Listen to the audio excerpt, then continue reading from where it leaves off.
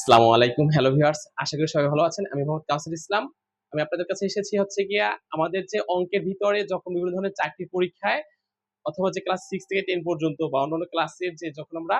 Math বা অঙ্ক করতে যাই তখন আমাদের বর্গ নির্ণয় করতে হয়। সেক্ষেত্রে বর্গ নির্ণয় করতে হলে আমাদের অনেকের ক্যালকুলেটর লাগে। তো চাকরির পরীক্ষায় ক্যালকুলেটর এলাও করতে দেয় না। এমনকি একটা ঘড়ি পর্যন্ত নিতে দেয় না। সেক্ষেত্রে আমরা খুব তাড়াতাড়ি যেন সহজেই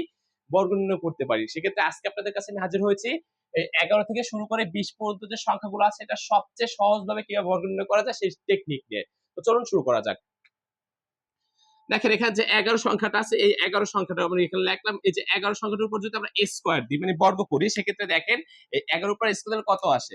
এটা সহজ একটা টেকনিক হচ্ছে এই যে 11 সংখ্যাটা আছে ডান পাশে যেটা আছে ডান পাশে কত আছে ভাইয়া 1 আছে। এই 1 এর উপর স্কয়ার কত আসে আমরা যদি এক অক্ষে 1 আসে এই হচ্ছে 1। এই পুরো সংখ্যাটা কত আছে 11 তার সাথে এই ডান পাশেটা যোগ করবা। তাহলে 11 আর ডান পাশে হচ্ছে গিয়ে 1। তাহলে 11 আর 1 যোগ করলে কত আসে 12। তার মানে এখানে অ্যানসার হচ্ছে গিয়ে 11 উপর স্কয়ার 121 আসে। পরটা দেখো এই 12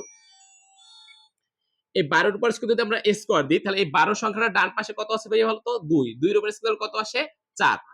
আর পুরো সংখ্যাটা কত আছে ভাইয়া পুরো সংখ্যাটা হচ্ছে 12 তার পাশে যে ডান পাশে যে কত আছে 2 তাহলে 12 এর সাথে ওই 2 যোগ করলে কত আসে ভাইয়া 14 পরেরটা দেখো ভাইয়া এই যে 13 আছে এই 13 এর উপর স্কয়ার কত আসে তাহলে এই যে 3 তার উপর স্কয়ার কত আসে 3 3 9 এই পুরো সংখ্যাটা কত আছে ভাইয়া বলতো 13 তার সাথে এই যে ডান পাশে 3 এটা যোগ করতে হবে 13 আর 3 যোগ করলে কত আসে 16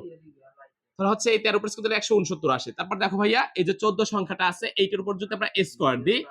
তাহলে সেক্ষেত্রে এই 4 এর উপর স্কয়ার দিলে কত আসে 4 4 16 16 এর 6 আমার হাত থাকে 1 দেখো এখানে বিষয়টা হচ্ছে কি এই যে 16 সংখ্যাটা লিখলাম এই 16 এর যে একটা সংখ্যা হয়ে যায় এটা কিন্তু একটা অঙ্ক না আমরা জানি 0 থেকে 9 পর্যন্ত প্রত্যেকটা এক একটা অঙ্ক সেক্ষেত্রে এই 4 এর উপর স্কয়ার দিলে কত আসে 4 4 16 তাহলে 16 এর ডান পাশের অঙ্কটা জাস্ট লিখবো তাহলে 16 এর 6 আমার হাত থাকে 1 এই পুরো সংখ্যাটা কত 14 তার সাথে ডান পাশেটা জাস্ট যোগ করবা তাহলে 14 আর 4 ডান পাশে যোগ করলে কত আসে 18 আমার হাতে ছিল 1 19 তারপর আসি 15 15 উপর স্কয়ার দেখো কত আসে এই দেখো 15 এখানে যে ডান পাশে কত আছে 5 5 এর উপর স্কয়ার 5 5 25 25 এর 5 আমার হাত থাকে 2 এই পুরো সংখ্যাটা কত 15 তার সাথে এই ডান পাশে 5 যোগ করো 15 আর 5 20 আমার হাতে ছিল 2 তাহলে 20 আর 2 হচ্ছে কি 22 তারপর দেখো 16 এর উপর স্কয়ার কত আসে দেখো 6 ছক 36 36 এর 6 আমার হাত থাকে 3 পুরো সংখ্যাটা কত 16 তার সাথে এই ডান পাশেটা যোগ করো 16 আর 6 22 আমার হাতে ছিল 3 22 23 24 25